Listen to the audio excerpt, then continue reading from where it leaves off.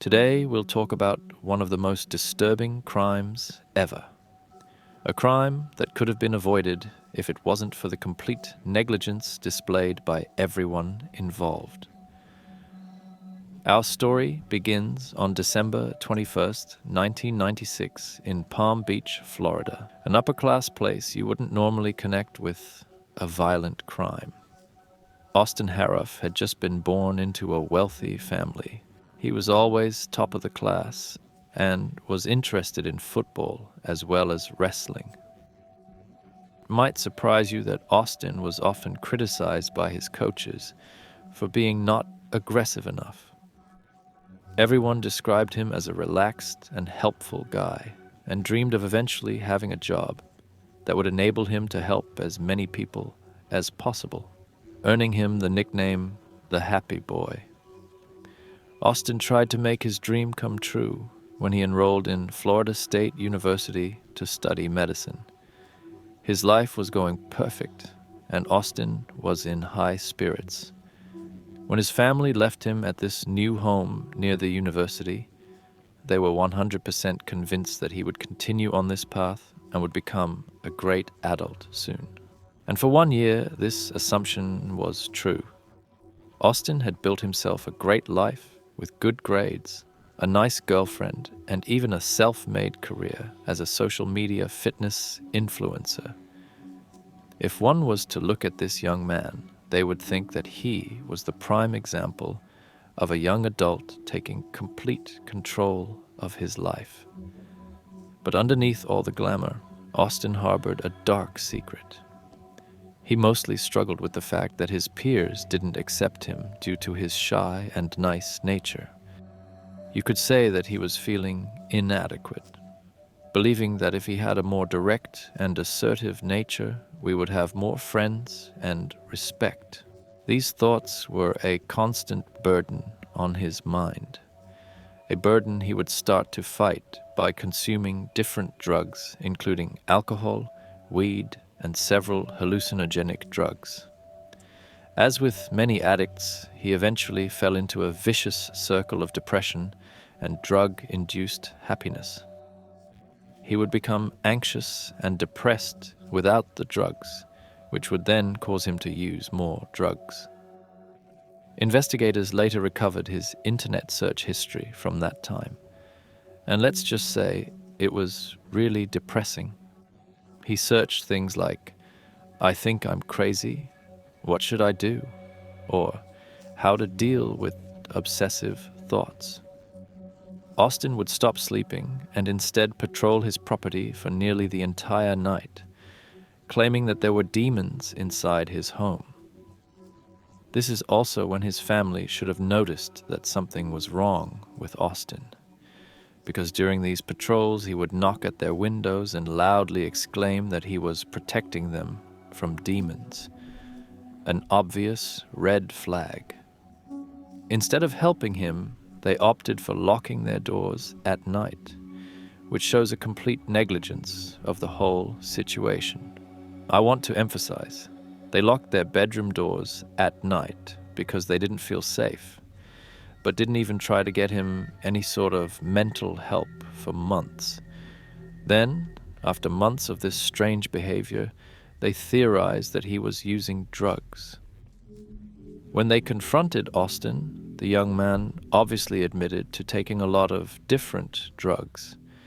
His family jumped on this explanation and convinced themselves that the drugs must be the cause for his strange behavior.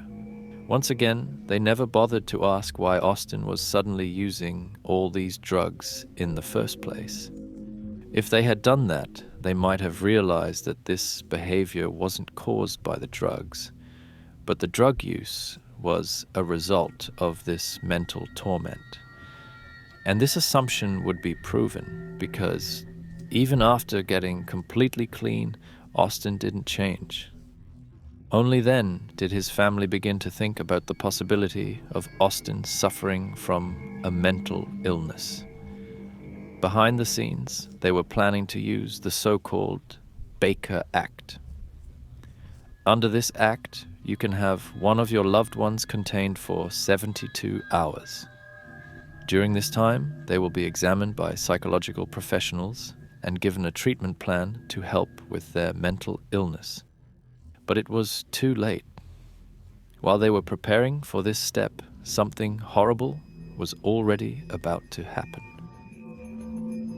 On August 15th, Austin showed up at the house of a close friend.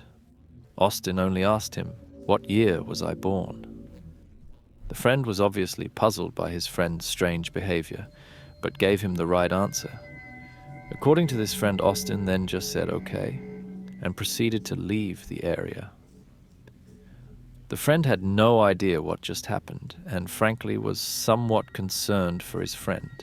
So he decided to call Austin to invite him back to his house. His idea being that he might be able to distract Austin by hanging out with the seemingly confused man. Eventually, they met up with some other friends and Austin's sister, Haley, before deciding that they should go to the beach. At this point, Austin seemed a little bit better, and everyone expected a normal evening. But on their way to the beach, Austin suddenly remembered that he had left something back at his house.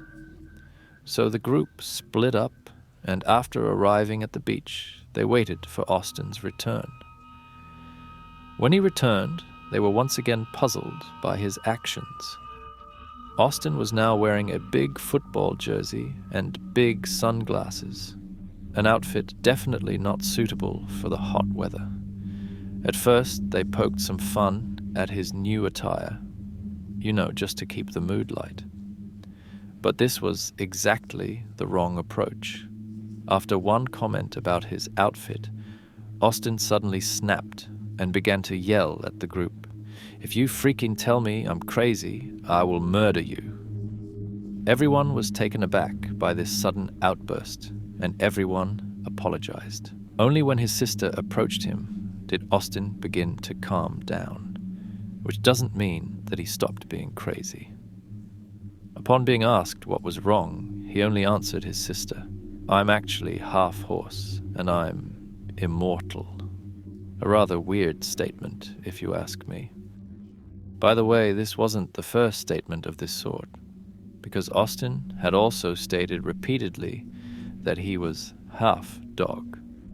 Either way, Haley was confused by this, and before she realized it, she told her brother that he needed professional help and that he should see a psychologist.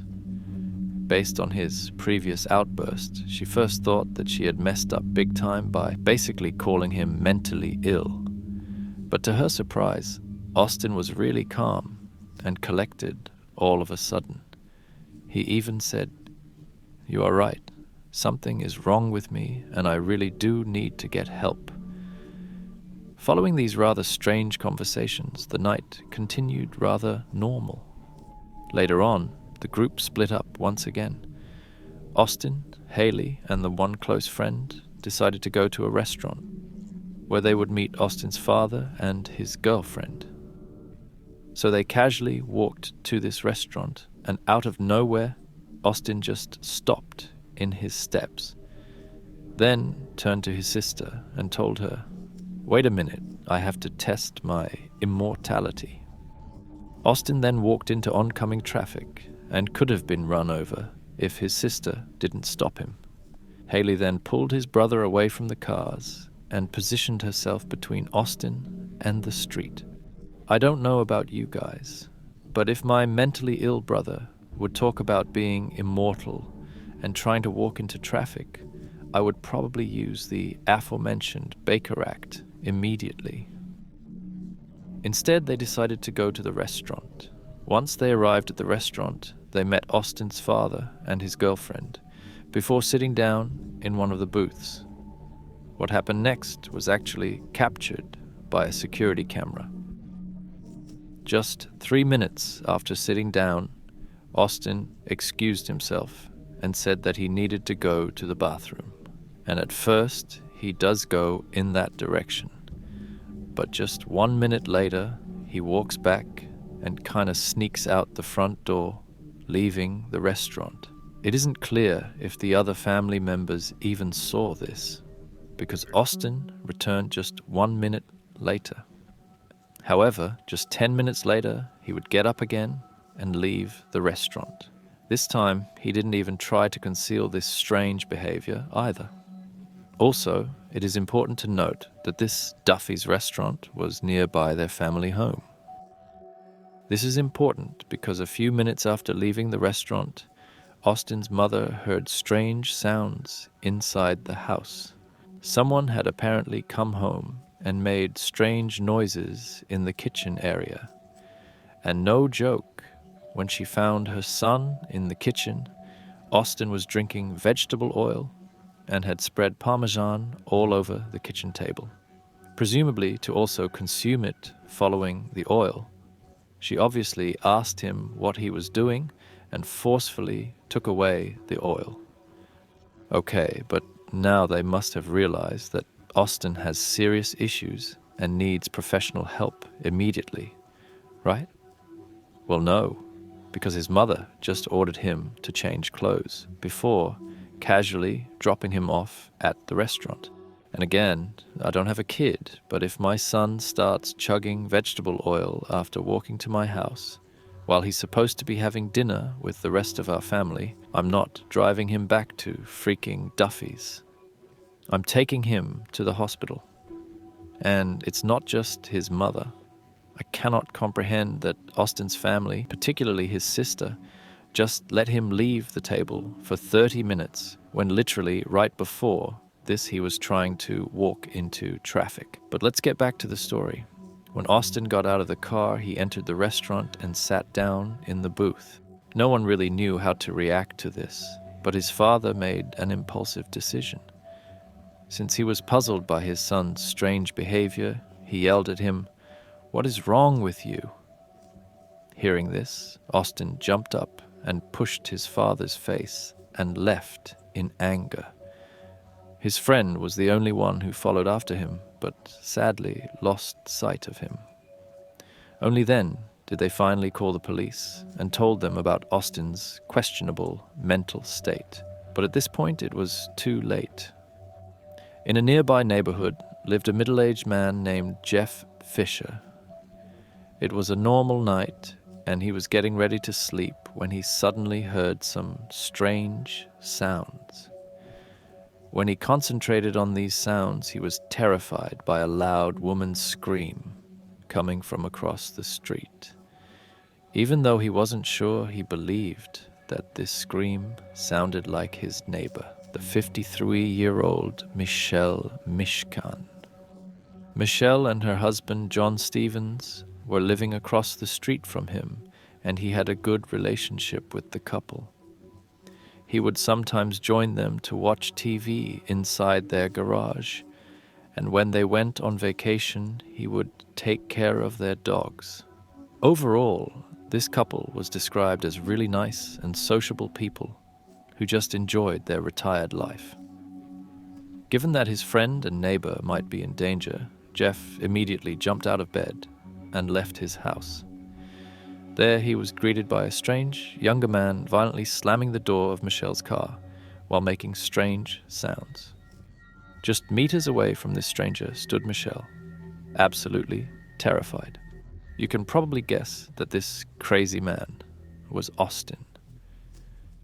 For Jeff, this situation was easy to understand, and he made his way across the street to protect Michelle. Meanwhile, Austin had thrown Michelle to the ground and was repeatedly punching her in the face. Austin then turned around to face Jeff and screamed angrily, "You don't want a part of this?"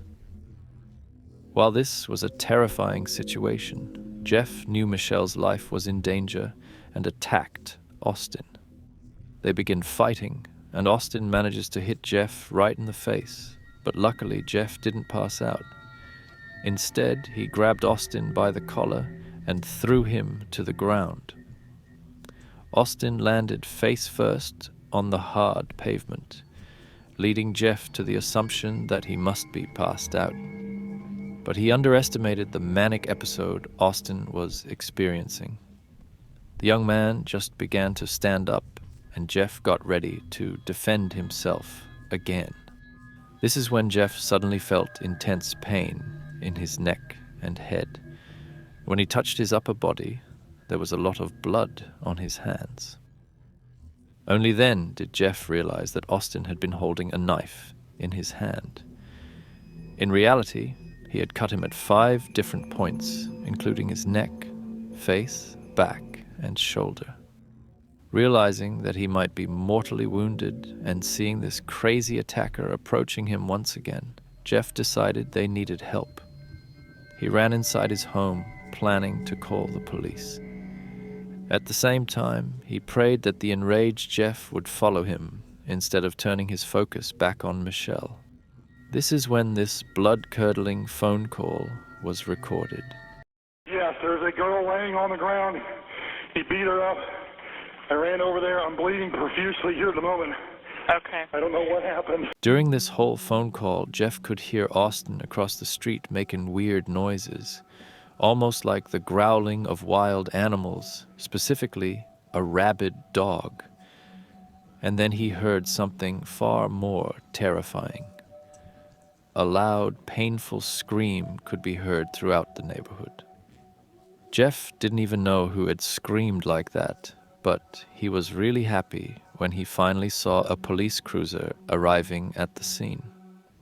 The following narration is based on the reports of the responding officers. And content warning, their story of encountering Austin could really be too much for some people to handle. One male officer made his way to the driveway and was immediately greeted by a wide river of blood. But for now, his vision was obscured by the cars and did not yet see what horror was unfolding just meters in front of him. When he got around the car, he found himself in a scary situation. His female partner was aiming her gun at Austin, who was now lying on top of John Stevens, Michelle's husband. He had apparently arrived at the scene after Jeff had left, and of course, confronted Austin. Obviously, that ended rather badly, as he was now lying on the floor, while Austin was holding him in some kind of chokehold and doing something to his face. He only looked at the officers and begged them to help him. Despite it being obvious that Austin was the aggressor, the female officer couldn't shoot him due to the risk of hitting John, so her partner got out his taser and used it on Austin. Everyone was more than surprised when Austin didn't react at all to being tased. It seemed like he was laser-focused on doing whatever he was doing to John. And while this taser had no real effects, it did allow the officers to see what exactly Austin had been doing this whole time. According to the male officer, Austin had his right hand inside John's mouth and was pulling it out as far as possible. He would then literally bite into John's cheek, pulling out large chunks of meat and swallowing them whole.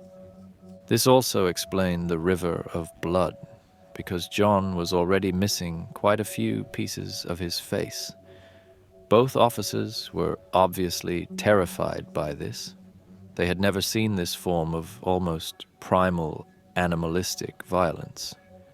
But they needed to do something, and since Austin was ignoring them completely, the male officer only saw one option.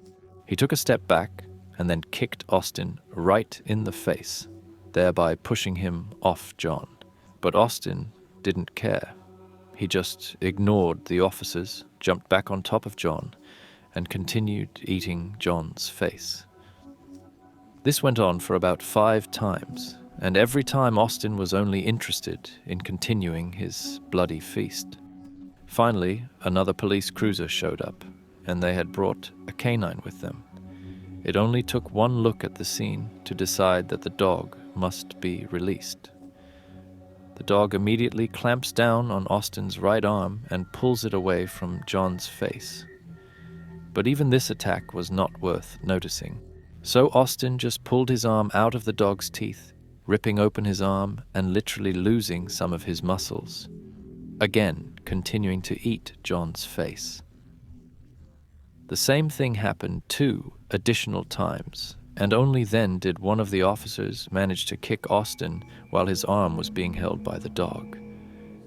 The officer then jumped and landed on top of Austin's face, slamming it into the concrete. This actually stunned Austin for a few seconds, and the officer began to handcuff him. He managed to cuff one arm before Austin began to fight back. Austin then looked up at the officer and screamed, "Kill me! I'm eating humans! Just kill me!" The officer had never seen something like this, but he and 2 additional officers managed to restrain Austin. With the maniac finally restrained, they could check on his victims. Sadly, it was too late for both Michelle and John. Michelle had died due to blunt force trauma, probably caused by getting thrown to the ground and getting punched in the face repeatedly. And by now, John had bled to death due to his stab wounds and Austin eating a big part of his face. Luckily, Jeff Fisher, who had tried to save Michelle, survived his severe stab wounds.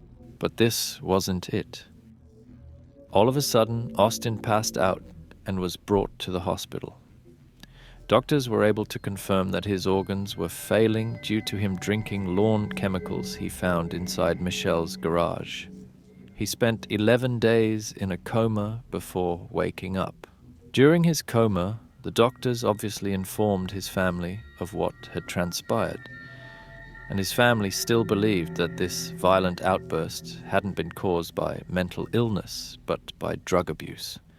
Given his history of drug abuse, doctors checked his blood, and it was determined that he was sober except for a trace amount of THC, a drug found in marijuana that couldn't possibly be responsible for this violent behavior, especially given this small amount.